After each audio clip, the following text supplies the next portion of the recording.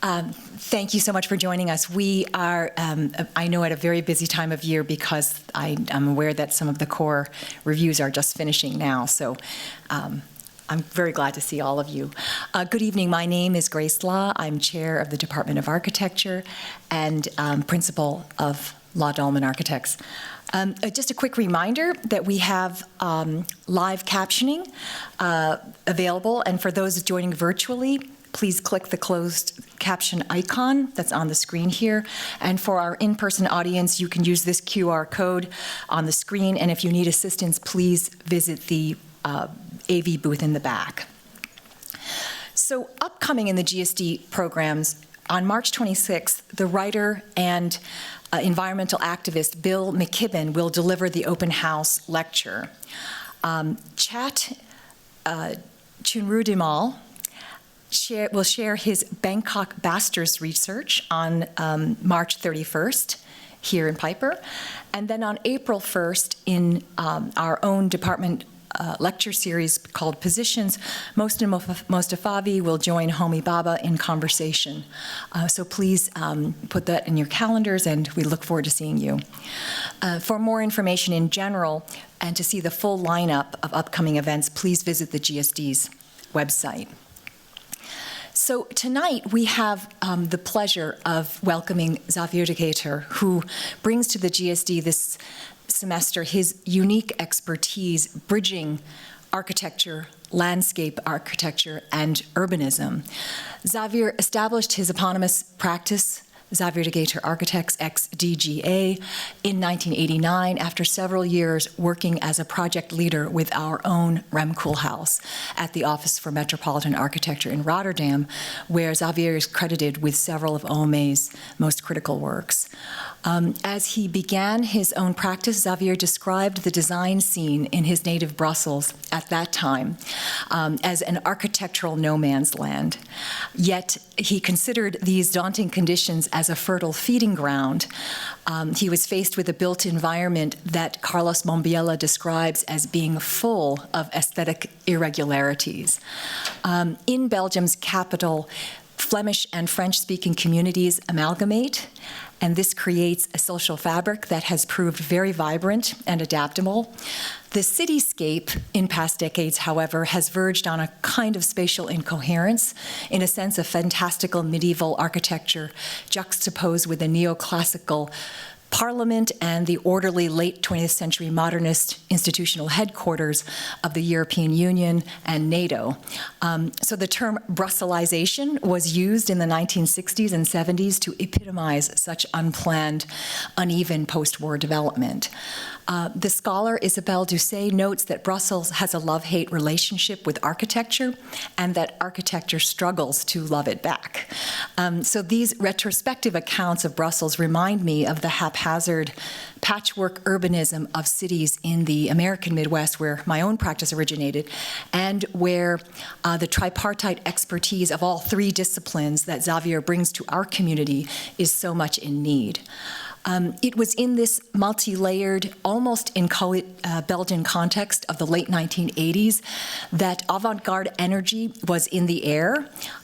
Belgian design burst onto the global scene in 1986 when 6 young fashion designers famously were dubbed the Antwerp Six after they pulled up to London Fashion Week in a rented van and revolutionized the entire fashion industry. And this created a meteoric rise for Belgian design altogether.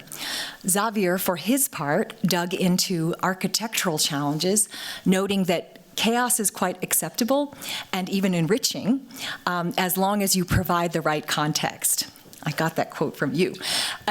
So I think that the sophistication of Xaveer's architecture emanates from his actively emerging theoretical ambition with applied knowledge, a necessary confluence which he sharpened to tackle the sheer complexity of the contemporary context.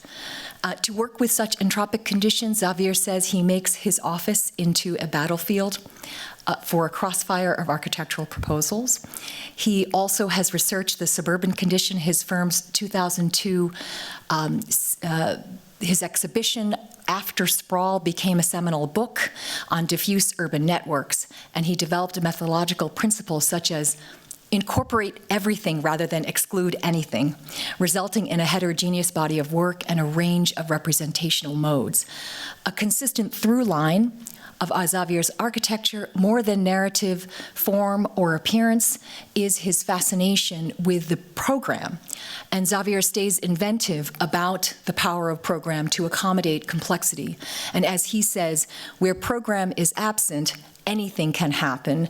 And one of my favorite projects is his Melope School, a building in the Docklands of Ghent, which transforms a small plot into a dynamic school in a box, noted for its vertical density and multifunction design. This project prioritizes a complex organization over rigid programmatic functions, and it weaves together outdoor-indoor spaces within a literal and metaphorical open framework. So given Xavier's design work and research, it's not surprising that his firm gravitates toward projects in the public realm, schools, administrations, and museums, like the Province headquarters of Antwerp and the Place Rogier in Brussels, at architectural and urban scales, in practice and in research. Xaveer embraces the complexities of each project with a commitment to political and social engagement and a deep questioning of presumed urban logics. XDGA also has engaged in many competitions, led large-scale master plans, and produced multiple solo exhibitions and publications. For all of these contributions, Xaveer has been recognized with honors. Among them are the Mies van der Rohe Award, the Belgian Award for Architecture, and the Flemish Culture Award, among others. His teaching appointments have included the Sint-Lucas School of Architecture in Brussels, the Berlage Institute in Delft, Lausanne's EPFL, and Zurich's ETH, and of course, he's now at the GSD. Today, Belgium's design scene is thriving, and XDGA, now with offices in Brussels and Paris, has helped cement Belgium's contribution to global contemporary architecture. XDGA's tendency toward a high degree of formal diversity within mixed cultural situations makes his work particularly useful for architects to study. And in that vein, his studio this semester focuses on the design of a faith park in Albania, a landscape and building complex to honor and make space for interfaith celebration and exchange. His students recently visited there to research their designs, and this is a very timely project. So I'm really grateful that Xaveer came to us this semester. He calls on the discipline to continue imagining provocative architectural concepts that connect architecture to the cities we live in now. Please join me in welcoming Xaveer De Geyter.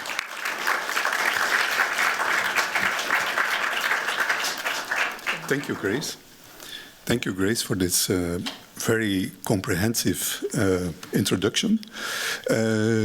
I heard that you called our work heterogeneous, which I really like, because one of our main objectives is to not have one style, not to develop a style.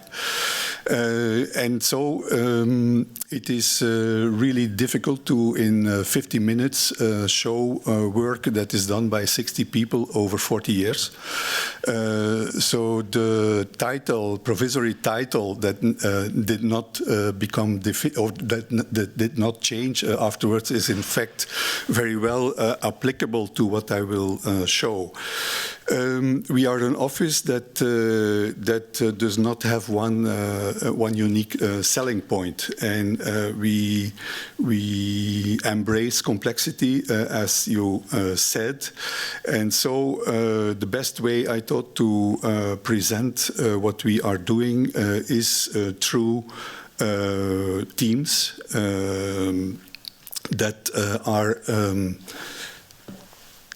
are illustrated by projects. And some of these projects, of course, they integrate more than one team, but it's a kind of complex simplification of what we do. And a first key image for our office, as I worked before on this project at OMA, somewhere far back in the late 80s.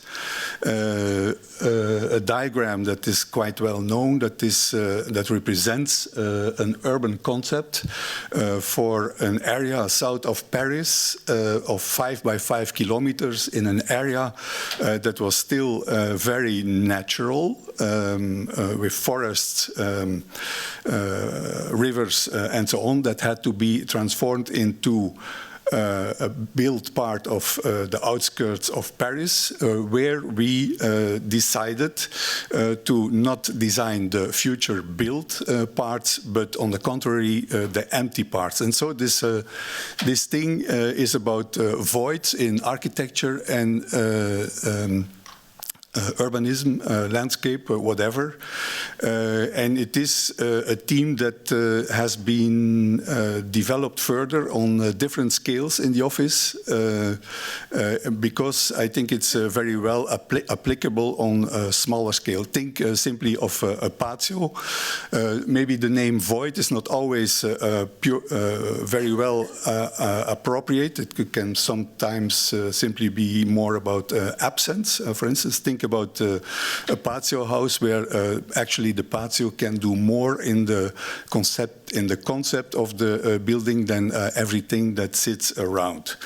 As I said, this can be interpreted and developed in many different ways. And this first project I want to show is a museum, an existing museum in a small province town in Belgium, a French-speaking part, where Victor Horta, in the beginning of the 20th century, built this turtle-like building that is set inside a building block composed of individual houses.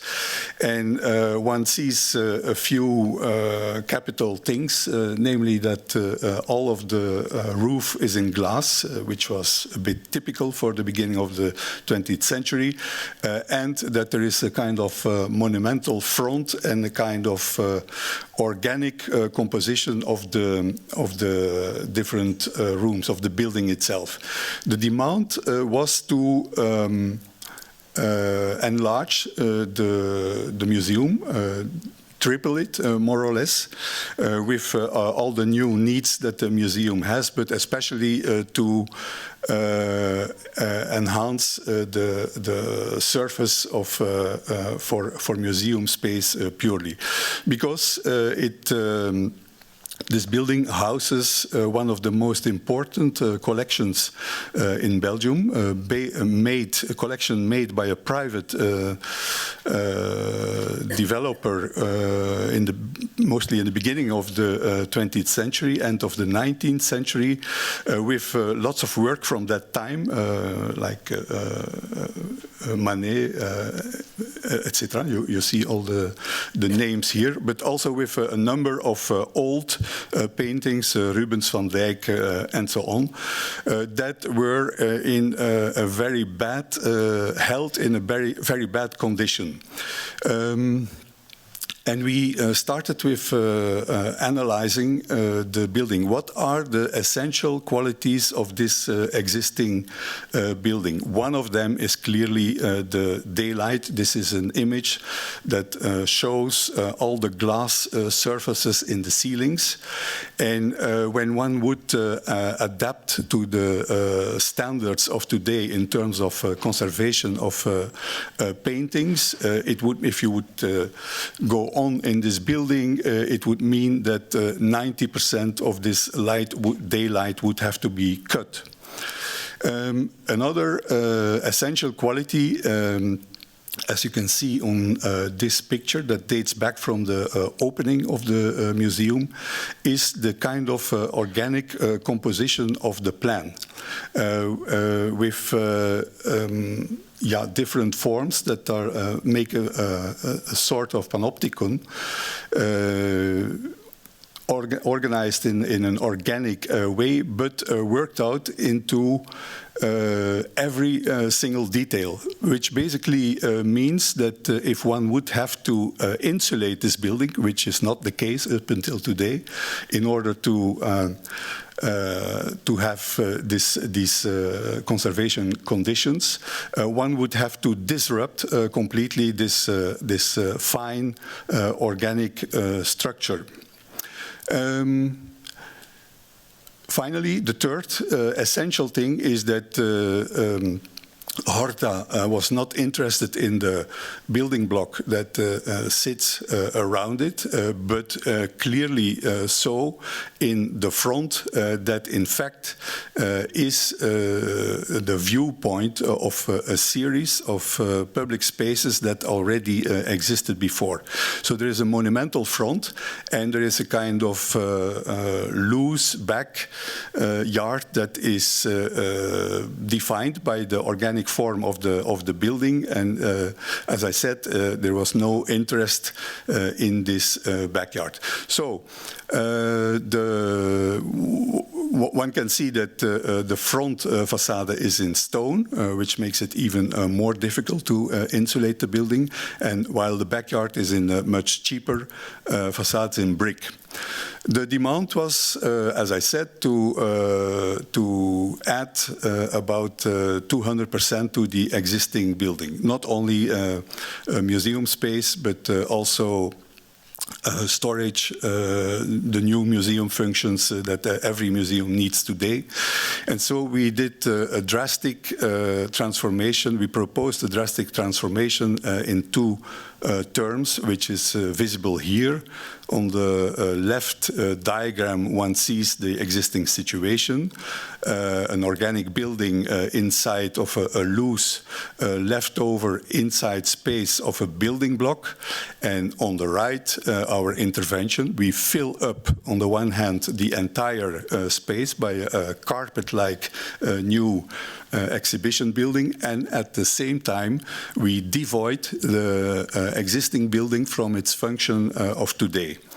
By building all around it, we insulate the existing building, at least partly, and all of the new functions that do not need this perfect climate come in the old building. And we even went further during the competition. We declared the whole existing building as a public space, as a part of the chain of public spaces that sit around. That means for the whole thing that the blue is entirely public, could eventually be closed at 1 at night, but could especially be used for many other things than just a museum. One could do marriages inside, for instance. Red is all the in the side spaces of the existing building, all the new museum functions. The legs of the turtle are used for sculptures that do not need that perfect climate, and the whole new surface in light green is the new exhibition space. At the same time, we add cellars and second floors for secondary functions, for storage and so on. And there is a small higher building indicated in yellow here, in which temporary exhibitions would be organized. That delivers a plan like you see here, and the essence of the quality of the future building would be the clash between an orthogonal grid that we introduce that sits in between an irregular outside garden walls of the existing houses around and the organic form of the turtle. So a series of rooms of about 8 by 8 meters, sometimes 4 of them are taken together, and the whole thing can be read as well as a succession of rooms as a field, because simply every corner is open, which create diagonals that permit perspectives throughout this space. And it, apart from the orthogonal spaces, it creates a series of irregular spaces to adapt to the inner and outer border of this carpet. In section, it is actually pretty simple. As the existing building has two levels, we adapt the new level completely to the floor of the legs of the existing building, which makes an exhibition surface that sits completely on one single level, that also gives access from another side for a delivery in another street, in the next street next door, so that everything is very simply organized. This is a model that shows this clash. In the circuit of the museum, the old building is still the main entrance, and there is a kind of more or less intense exchange between the new spaces and the old ones. This is an image from the competition, in fact, which shows this central space that is used for other functions, that is declared public space. One image that shows the new venues with diagonal views. One can see the outer wall of the old building on the right. I think, and there is another image here of the larger space. And finally, there is this very simple facade image, which leaves the old building in its original decency, let's say, and the new extension is only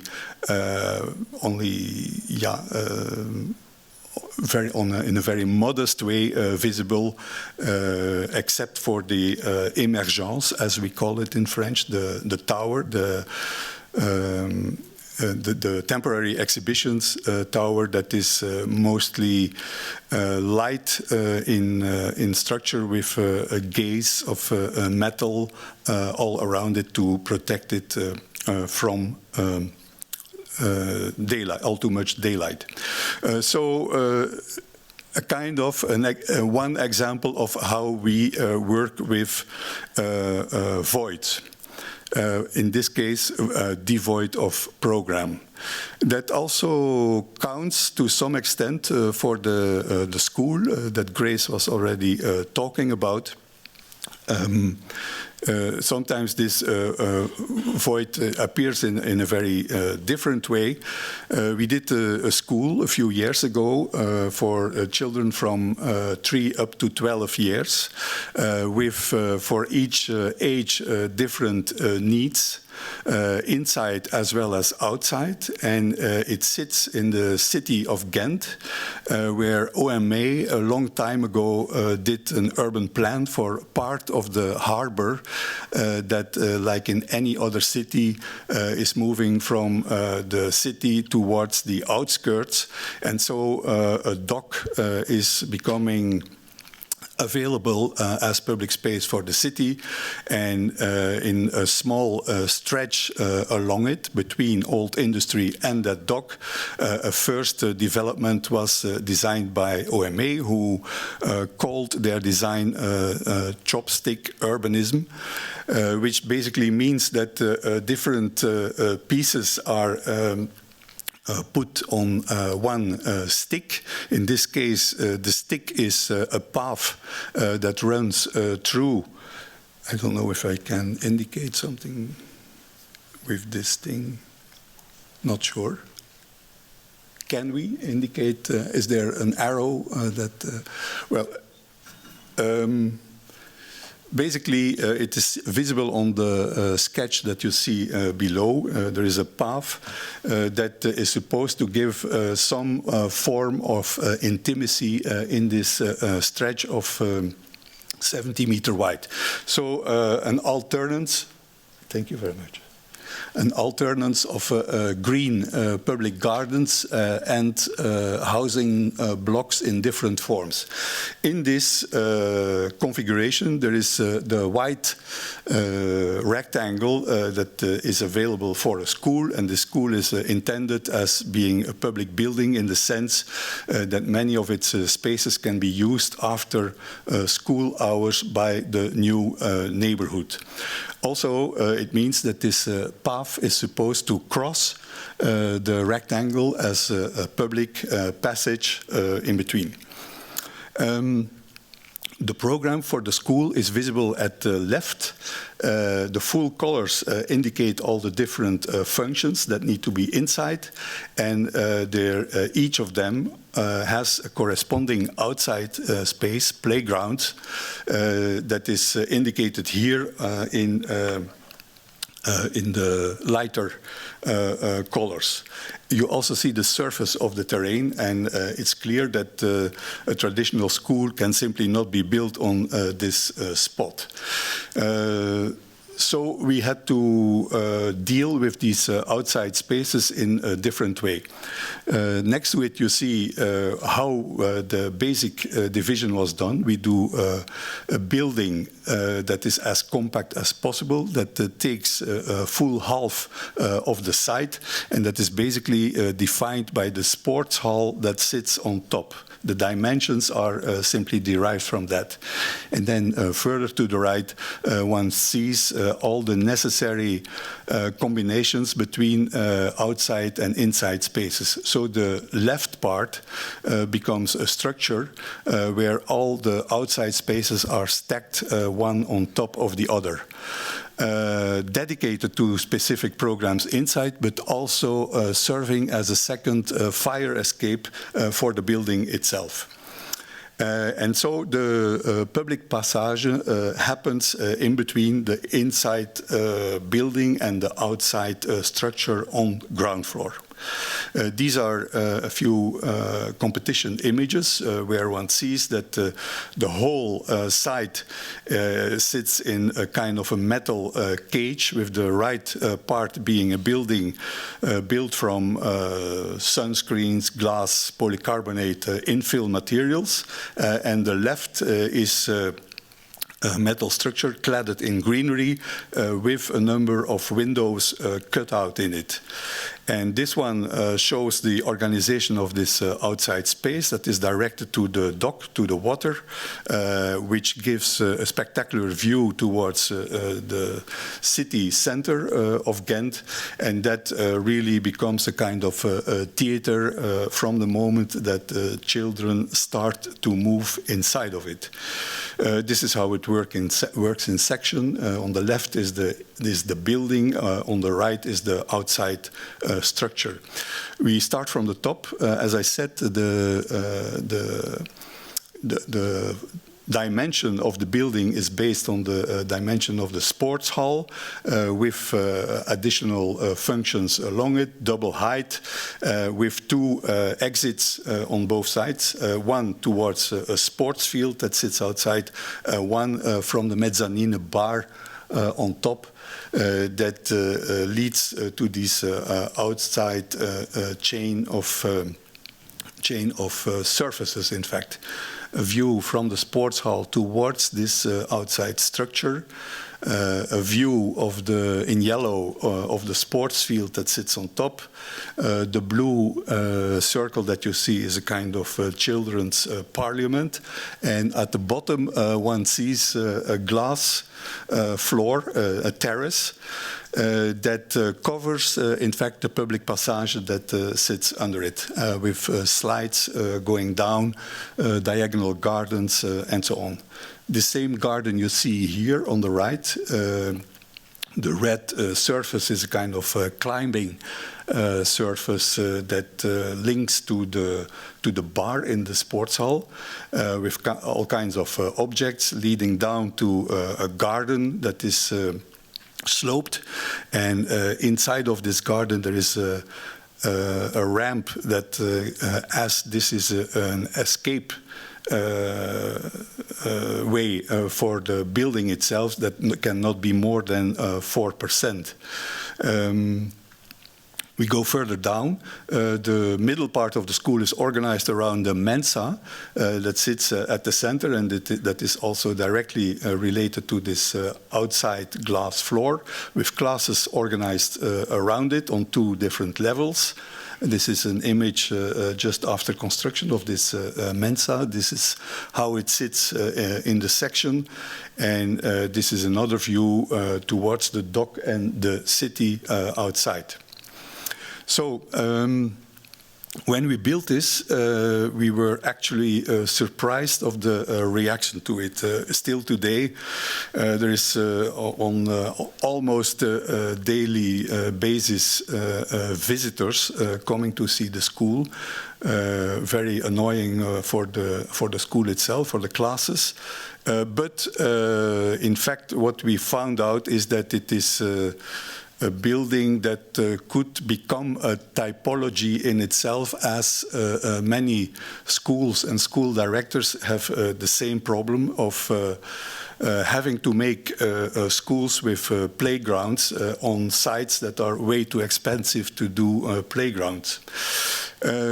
So it got an amazing reaction. This is how it looked right after construction, just a structure. But everything changes once the greenery begins to climb up. Up until today, it's at a height of almost 20 meters, the plantation, and we still wanted to go further to also cover the cage horizontally. And the whole difference is, as I said before, made by, it's a kind of a scenery, but it really becomes a form of theater once the children start to move inside. And this is a view from the dock. So, yeah, maybe a typology in itself. We are very much interested in typology in itself. In this particular case, it's not about inventing a typology, but rather to alter or to change a convention of a tower in this case. I would not say it's entirely new. We found out later that it is in fact pretty close to one of Louis Kahn's projects, the research thing in Pennsylvania, I think, if I'm right. Basically, what is this project about? You see in light yellow 50s campus of school buildings that in the 50s was built in the outskirts of Brussels. In the meantime, it was surrounded by the extension of Brussels and also bordered by a ring road that came much later. Which meant that this school was simply not represented onto the ring road. And the program, well, it was about many interventions in this campus, but it was also about saving potential building ground for the future, as the program is, in this case, for the tower, is about, it's a hotel school, it's about kitchen classes. And what you see on the far left, again, the low rise is in fact the same program, but the 2 buildings have less kitchen classes than our tower that we put next to it. So it is a form of sustainability in terms of use of ground. Also, it sits on the central axis of the campus, and so it delivers a structure for the future extension of this campus. Kitchen classes, so the typical plan is exactly this one. It is repeated 8 or 9 times in this building, and then so it basically consists of a quantity of stainless steel furniture, and next to it a big table to have a class. But the thing is that where a normal tower has its core in the middle and all the the functions that serve the usable surface, they sit in the middle. Here, in proportion, these things that serve are extremely large compared to the square meters that such a class needs. There's 2 escape stairs, there is toilets, of course, there is elevators for goods, there are 2 panoramic elevators for people sitting here, and all the rest are ducts. Because such a class needs, when in function, a cooking class needs to be completely ventilated. All the air has to be replaced every 5 minutes. That was also the reason why we could do building without any sun protection. When in use, as the air is warming up, it is replaced in a very short time. So this whole central element can be entirely of glass without any protection. This is how such a school kitchen class looks. Basically a very large kitchen. And these are all the floors. With, of course, reception at the bottom, some storage for food, showers, a technical floor, as technique takes a lot of space, and at the top there is a bar with a public restaurant.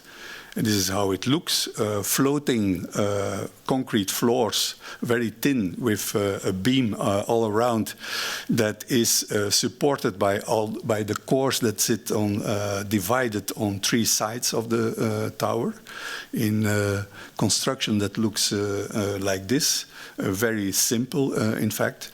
And again, when we start at the top, this model shows the spatial configuration of the top. There is a patio on the top floor around which the restaurant is developed. And on one side, it is a double height with a stair leading from the bar towards the restaurant. And next to the bar sits the kitchen for the restaurant. So that looks like this, and in reality, this stair gives a view all over the city of Brussels, with the bar looking onto the ring road, and the restaurant here at the top with the patio at the right, and 2 of the cores visible on the left and in the far right. Another picture that shows the technical floor. There used to be a homeless guy for a few years there. And a picture of the ground floor, as this whole glass volume is floating, as it is suspended on the different cores, with only a reception hall at the bottom. The building seen from the campus itself and on the axis, on the central axis. We also did some transformations of existing buildings. We also did other functions which finally did not get realized. And these are just a few images of how this building looks from different sides, from the highway, from the ring road at night. Sometimes it's only the top floor that is lit, and this is how it sits on the ground. Another thing that is important in our practice is that we don't want to make difference between urbanism, architecture, infrastructure. And a good example of that is the square Rogier in the center of Brussels. And I start with almost a political image which divides this city center, dating back from the 80s. at a kind of crucial moment in the history of Brussels, in the sense that modernism did indeed a lot of damage to the city. Not only at the foreground, one sees the city center, which is a pentagon form, where not only huge buildings were implanted in a city fabric that originally was medieval, but that got already transformed with axes in the 19th century. One sees in purple in the middle a neighborhood called North, where a very radical transition is ongoing. One sees a few towers. Today this area is full of towers, and so a whole 19th century housing fabric was simply destroyed for that. And it shows other things, such as a railway bundle that deeply influenced the city center of Brussels, in the sense that during about 40 years they worked on a tunnel that crosses the whole center. It took 40 years, partly because of wars, but also because of huge urbanistic difficulties. And when one makes a tunnel for trains, one needs a distance to come up again. And that's what you see at the top right there. Basically, the square that we are talking about used to be the station square of the North Station of Brussels. And it had the station had to be moved 500 meters to the north in order to adapt to this ramp for trains. On the other hand, the Rogier Square sits here. This shows public transport, where one sees that Rogier is a cross point of metro lines. It also houses underground trams, and it has a very intensive bus station on ground floor. Since the station was removed, the public space was never well organized. It's about this surface here that sits in the middle of these higher buildings, and what one sees is that everything is dominated by car traffic, buses, and so on, with only a few leftover green islands where pedestrians can hide from the. While before it was a pretty coherent square, simply in the 19th century tradition, a square that feeds the central station that sits behind, with tram lines going in a loop around the square, with an evident flux of pedestrians from and towards the station. And for us, the whole as the demand here was to reorganize public space, basically together with public transport. And so for us, the analysis was simply that this coherence had to be reinstalled, but this time not in a horizontal way, but in simply a vertical way. As lots of people are coming in and out of the city from the underground and towards the underground. And our intervention can be best explained by this diagram, where we basically have this little black rectangle that is a patio that we carved into existing underground infrastructure. In blue, reorganization of all the metro spaces, as well as of an parking and event space underground, pre-existing. So the patio sits in between the two of them. Above it, in orange and red, reorganization of the surface of the public space, and above it a canopy that becomes the new bus station, and that also covers this patio. This patio is created to bring light down, but especially to concentrate all of the all of the vertical circulation towards this underground. And this is how it sits in the site. There is a ring road around the center of Brussels, and the square sits along this ring road. That is, up until today, basically dominated by car traffic. But that is also a reason why this canopy, this circular canopy, is implanted half on the square and half on the ring road. Because the intention of the square altogether is also to bring these different neighborhoods that I have been talking about more near together. Just an image of the start of the construction, where it's really about carving into existing infrastructure, all while the metro lines keep on functioning, and the buses, of course. And this is how it all sits together. The canopy is about 70 meters diameter. What one sees is a foot.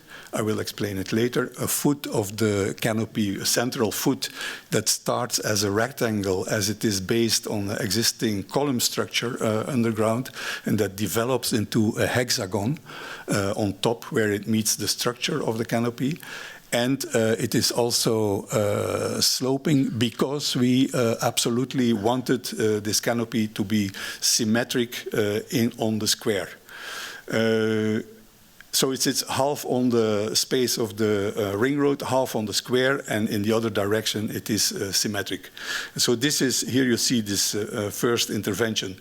All that is gray is pre-existing.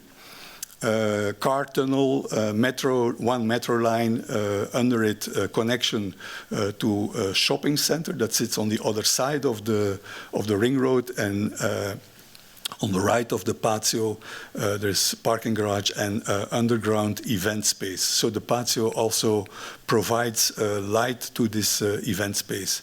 This is how it looks. Basically, a concentration of all the vertical transports. On the right, there's a battery of elevators behind the glass. There is a big escalator that only fitted in this patio by putting it diagonally in it because of its length. You see a footbridge above it that sits in the prolongation of a shopping street that comes from the old center. And you see a more or less monumental stair curving on the left that has as its first underground stop this event space, the glazed space that you see, and that then goes further down to the lowest level of the public transport space. And here you see again in a model how this patio is mitigating between public transport space and the event thing that sits behind, with all the stairs and bridges in it. And yeah, just one picture of the reorganization of the underground spaces of public transport in terms of shops, floors, ceilings, techniques, and so on. Another image that shows the configuration of the thing, also in relation to the public space. Basically, our statement was that with the high-rise around the square, and with the absence of even one single cubic meter of earth, we decided in the competition that this would never be a cozy square because of winds that we cannot influence and so on. And so we decided to do a promenade in the space of the ring road, which is the white band that sits on south facades of buildings and that stretches a few hundred meters further. So simply a functional square where the square is, and a nicer public space as a promenade along it. A few words on the the canopy. Central foot, as you see, inclined with underground equilibration structures because winds are really can be fierce there. Actually, in reality, the whole thing can move during a storm for 1.5 meters. It is made of steel. It is completely prefabricated in the north of Spain and then decomposed again and brought by boat to Brussels. And the cladding is done by transparent ETFA, single sheet stressed through cables, and then with white PVC as a ceiling for 1-on-2 triangles. Go further for the public space, this promenade, and only there we could find 70 to 80 centimeters of earth in between one of the tunnels and the surface. And so here we organized the whole public space through simply adapting the level of the ring road towards the entrances of the building, which is changing all the time. And so one simple material becomes the walkable surfaces as well as the public space furniture. This canopy, in terms of cost, only 15 to 20% of the whole project, is of course the most visible part, but almost never one can notice it as a whole. So here it sits in the space of the ring road, this internal ring road of Brussels. Here seen from another street or from the shopping street on the old city side. And this image to conclude.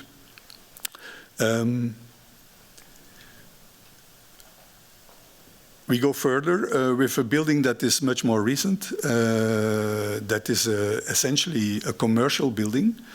And the interest there is that it is for a firm that is pretty rich today, but that is very uncertain about its future. It is essentially a car importer. It sells about, or it imports about 40% of all the cars that come into Belgium. But they doubt whether they will still be selling cars in 5 years or whether they will rather sell mobility. Still, they need today all the traditional functions that such a company has, but in their head it was playing the possibility that all of this could change in a very fast way in the coming decennium. So we consider it also thinking about buildings that are adaptable is in itself a form of sustainability. And so how did we develop that approach? It sits in the south region of Brussels, which is a kind of mixed area, half industrial, half residential, or slowly becoming residential. And the form is basically very pragmatically defined on the basis of the irregular form of the site. That's what you see in white, in between the green.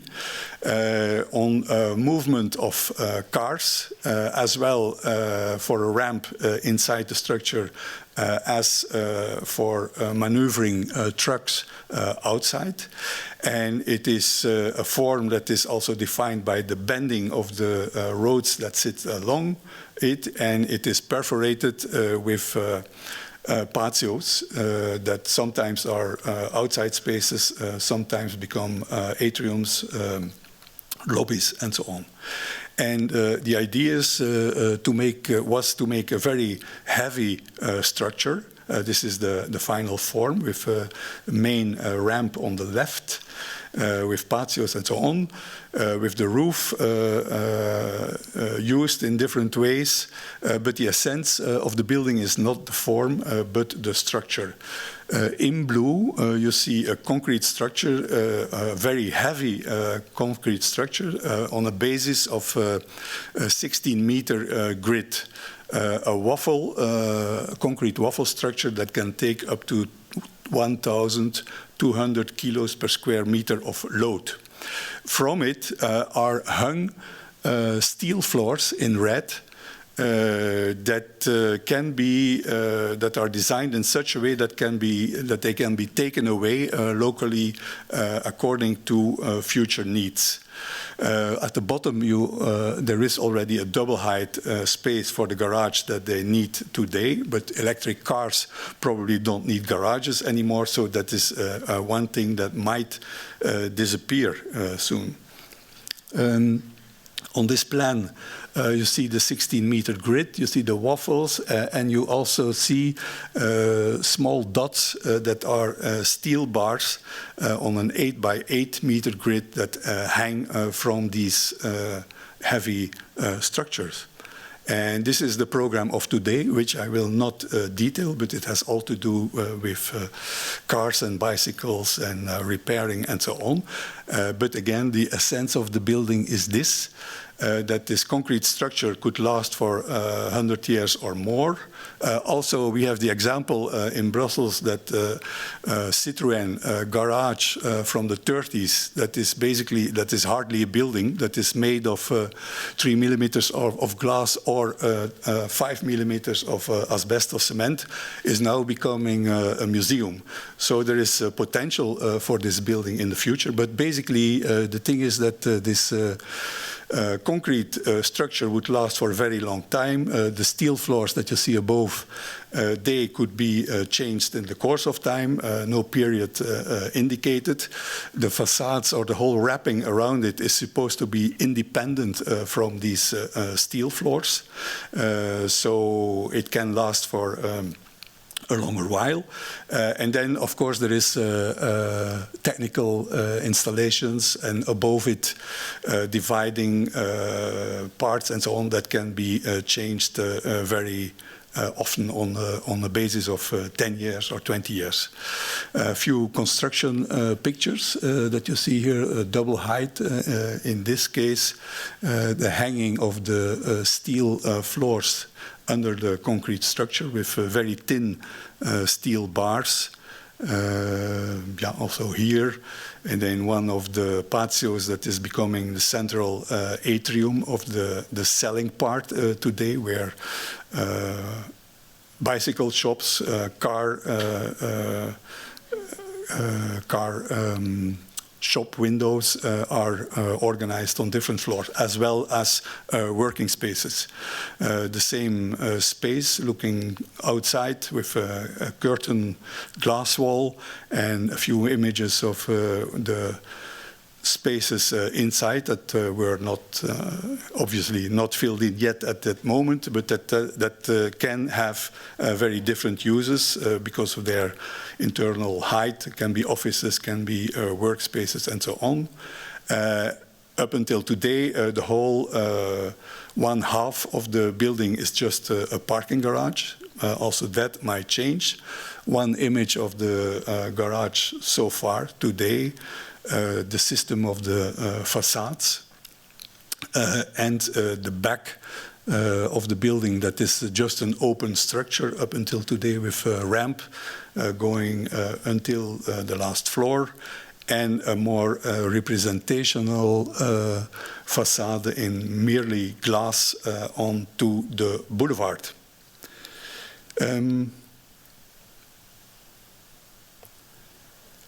The last project I want to show has to do with the process of building and designing and with restrictions and how restrictions can be decisive in terms of form.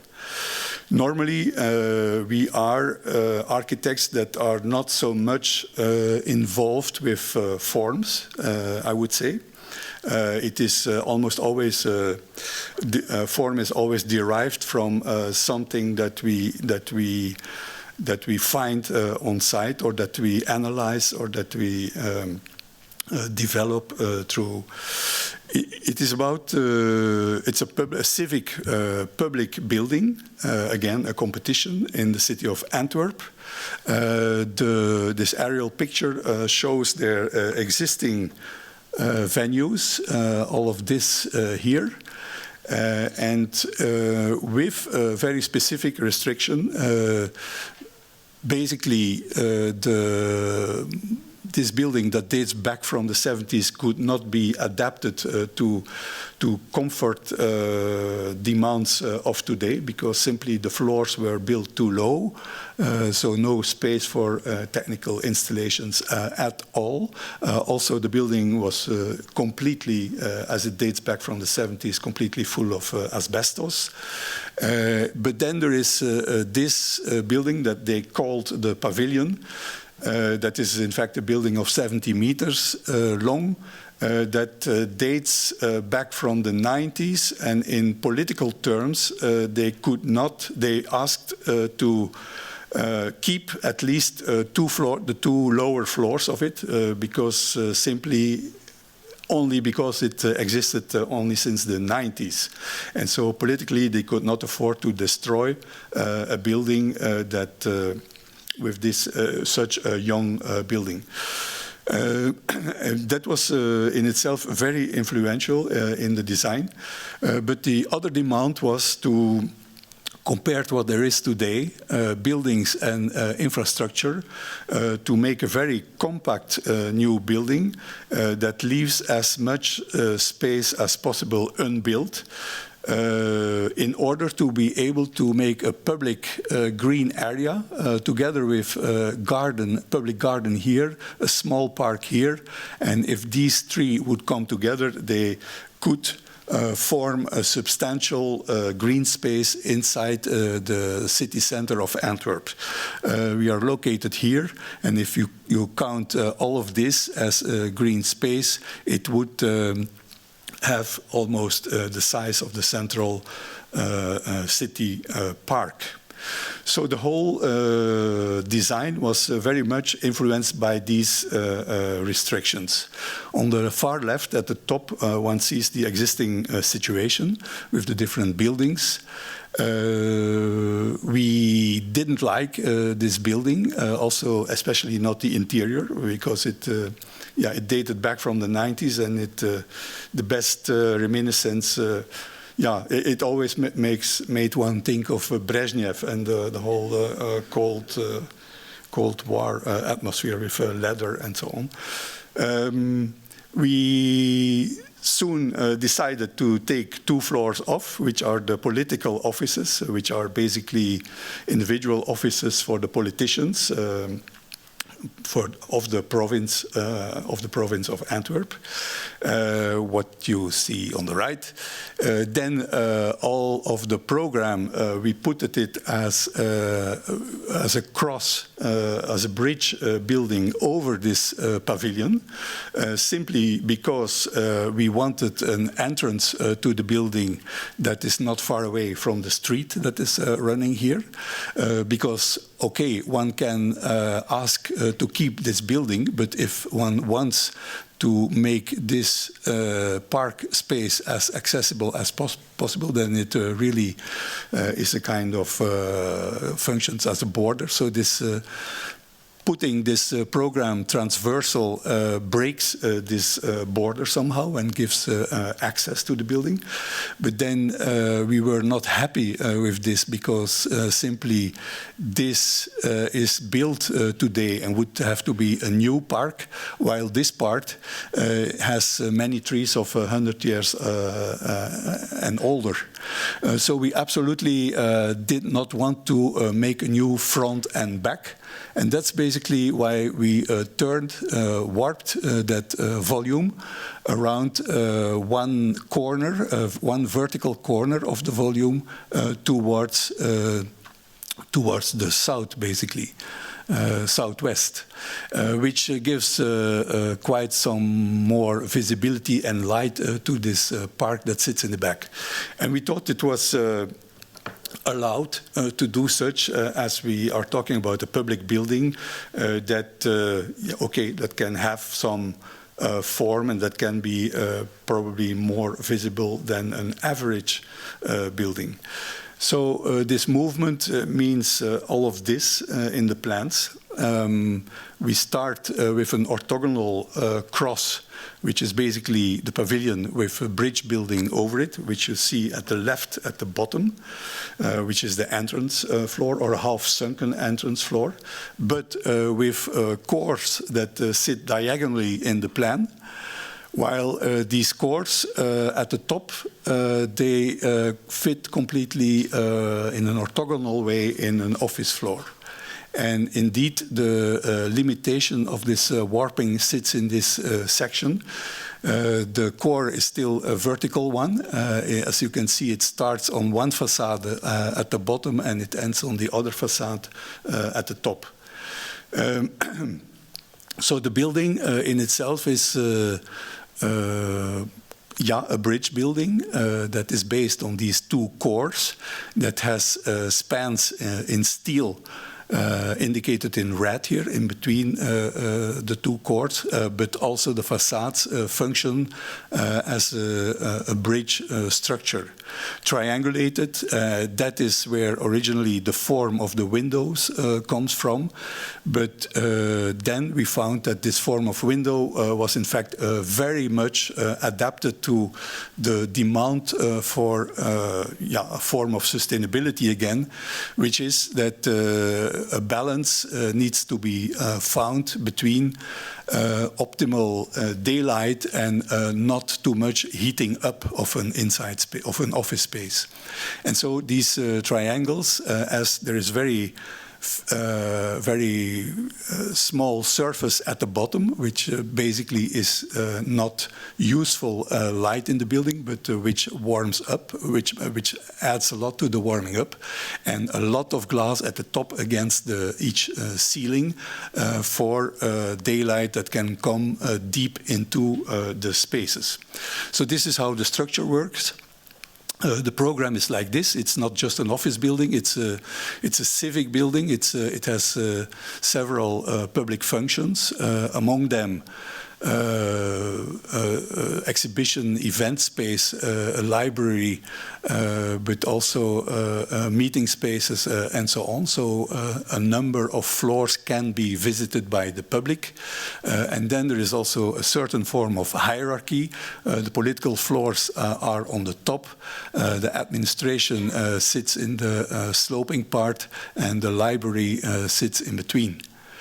I wander through the building again, and we start again at the top. As I said, separated offices with a kind of more exclusive restaurant here, all organized around a patio that sits over 2 floors with, on the top floor, a covered outside terrace that you see here, which is this patio. When we go down, this is the level, 2 levels of a library with storage and with a big reading room that looks like this. Basically all concrete, steel, varnished steel, aluminum shelves and rubber floors. Going further down, mainly open offices with some enclosed meeting spaces with cores changing angle on every floor, with inclined concrete facades that you see here. Going further down, this is the roof. What I forgot to tell is that we introduced the competition program with the old building, the old pavilion, 2 floors of it. But once we had handed in the building permit, so the form could not change anymore, we told them that it would be actually more expensive to keep the old building, and so we proposed to replace the whole thing by a new glass pavilion of exactly the same dimensions, so the form didn't change anymore. So this is the level of the roof terrace on top of the pavilion, and it is a floor with a restaurant and some public functions on the other side. And when we go down from this roof terrace that you see here, there is a monumental stair going onto the main exhibition and event floor that you see here. So what sits behind the glass is outside, with large event and exhibition space, with, as it is a cross plan, the other wings are basically in concrete. You see the diagonal core on the right, with representative meeting rooms that are facing the old part of the park. As you can see here, with a polycarbonate ceiling and all glass facades. This floor sits a split level above the entrance, and there's another floor that sinks into the ground, split level, with the council hall visible here, auditorium here, and another stair coming down there, which you see here. So the open space is again exhibition, and this is the council hall, basically with the same ceiling, polycarbonate, white leather, brass, aluminum floor, and black lacquered furniture. And the auditorium that also sits half in the ground. So the level of the park sits at this line. And to end, an image from this same auditorium seen from outside with the meeting halls on top of it. And this will do for tonight.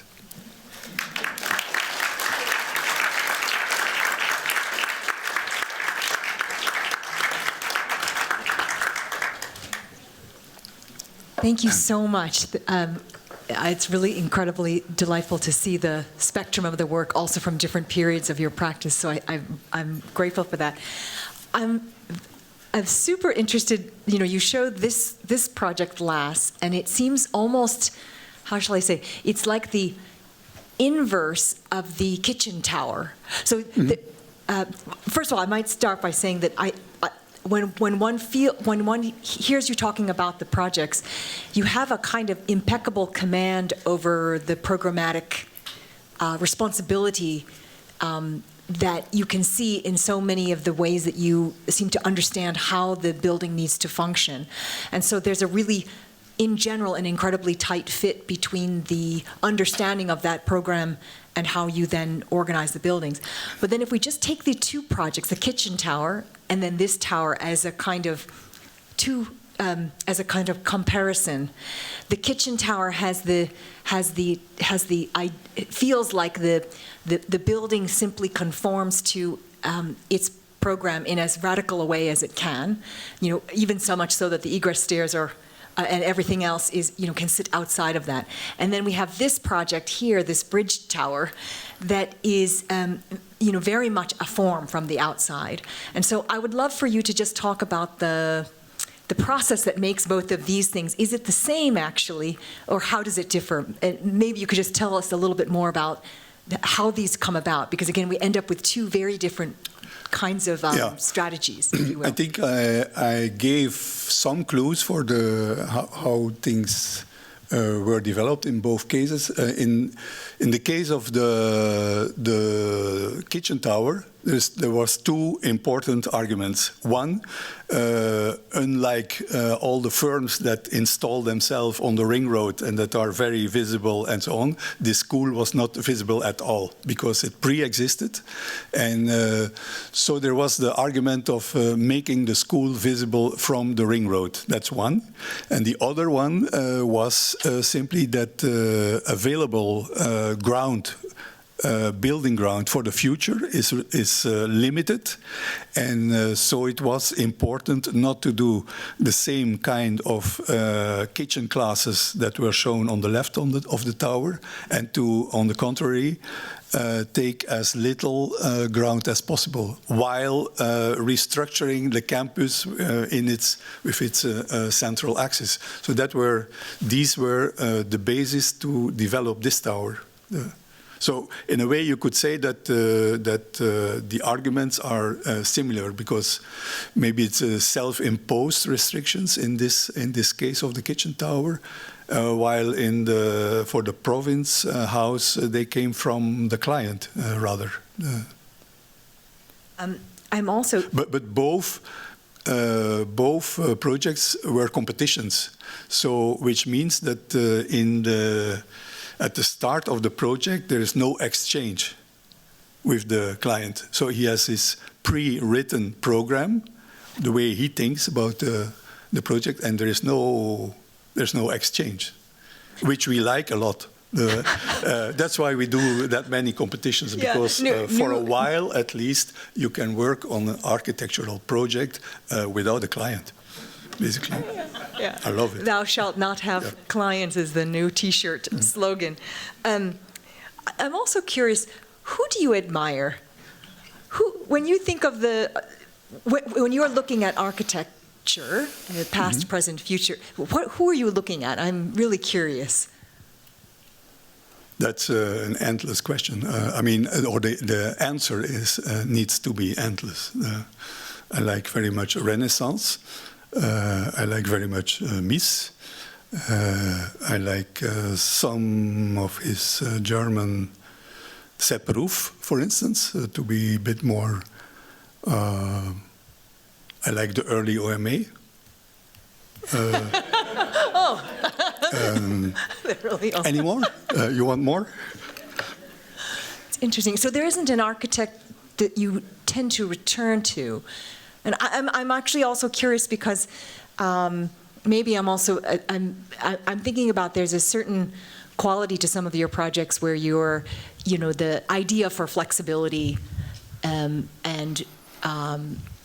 the mobility project, the project that really you were showing tonight, which at some point, if that company doesn't exist anymore and they might hermit crab into that space in a different way. And I was just thinking about what again, because that seems to be another way of working with the program. Well, what we found important in this one is that today's judgment over architecture is very much blurred in my eyes. It is contaminated by sustainability and so on. So a project wins when it's sustainable and not when it's a good architecture. And so I think it's really important for us architects to think of more alternative, more decent ways of sustainability than adding enough rammed earth and straw in your buildings. So yeah, in that sense, I think it's for us it's an important project. Of course, that's not a new invention, but yeah, that a building can be used over several centuries. It seems to me like a very valuable argument for sustainability. I think that's very interesting because now in the moment when we are talking about, let's say, circular economies and design for disassembly and whatnot, that project in particular really doubles down on the material and like concrete, and you're very unapologetic about that because you are suggesting kind of endurance of the project that would be unimpeachable towards other kinds of program, which I find is another way of arguing for a certain sustainable action. I'm going to let others speak. Dean Whiting. It was fantastic to see the work, as always. I have a question about the ground. It's actually a fairly simple question. So, unlike Mies, who has the ground continue through your projects. Many of your projects actually dip down or bring the ground up at different points. And I'm trying to sort of find a consistent concept for your use, your relationship of the buildings to the ground. Never thought about that.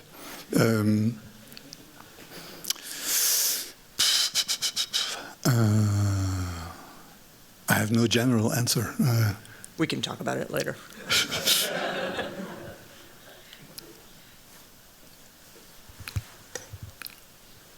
Hi, thank you for the lecture. I have a question about pragmatics. I'm trying to understand, like, I think the way you describe your project development is solidly based on pragmatic terms, the way I felt it. Whereas what I see on the screen doesn't appear, let's say, simply cost effective. Where do you sort of negotiate, I don't know, where do you find yourself pushing the pragmatism versus cost effectiveness, or how do you sort of navigate the terrains between embracing heterogeneous forms and persuading clients? I don't know. Like, could you tell me a little more about that? I think,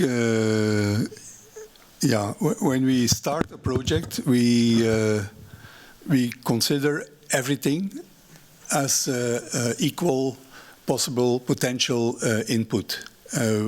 Sometimes that is context, sometimes that is more program, sometimes that is a difficult client or an easy client. And so we, as you said, we always make a kind of a bombardment of possibilities at the beginning of a project or a competition.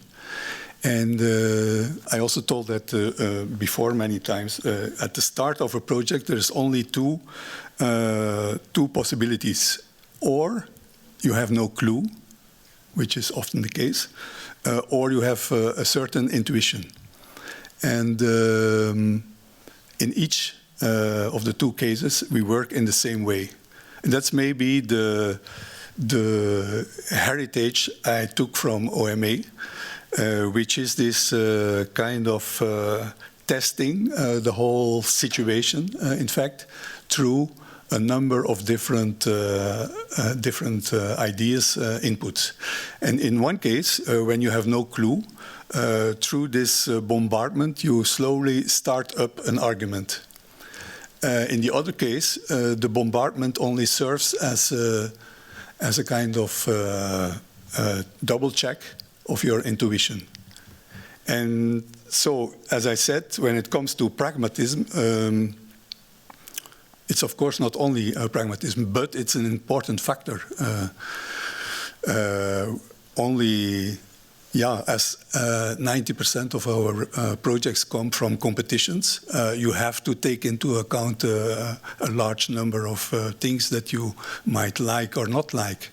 But in general, I do not feel like pragmatism is an opposed thing to architectural coherence or consistency. I don't see that that way. I don't see that there is, like, the outside world wants you to do a number of things, which would mean that you cannot do your architectural thing. There is no fundamental opposition. Of course, there is lots of fights, and there's also many projects that in the end do not happen for some reason. But yeah, I don't see it ideally as an opposition.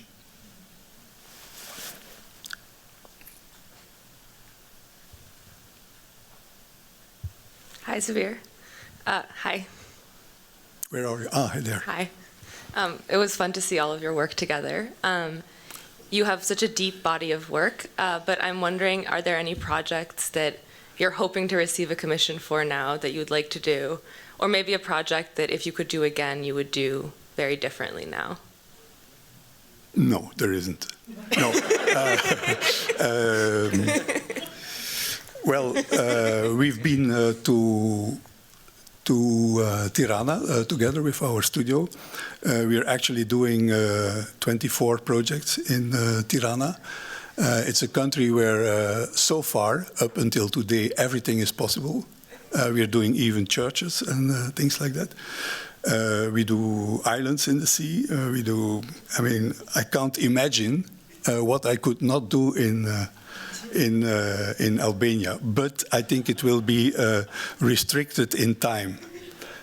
Also, it's very difficult to show your work that is done with 60 people in 40 years in 50 minutes.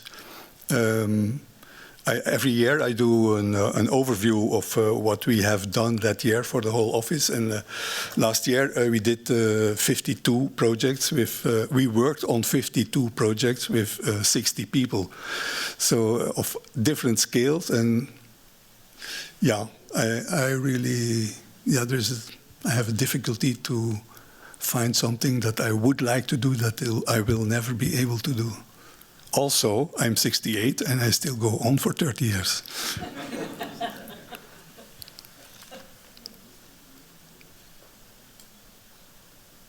Maybe a castle.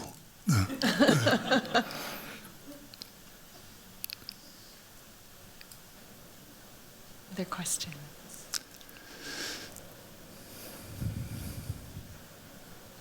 We're all set? You've given us too much to think about. Xaveer, thank you so much. Thank you for coming. You.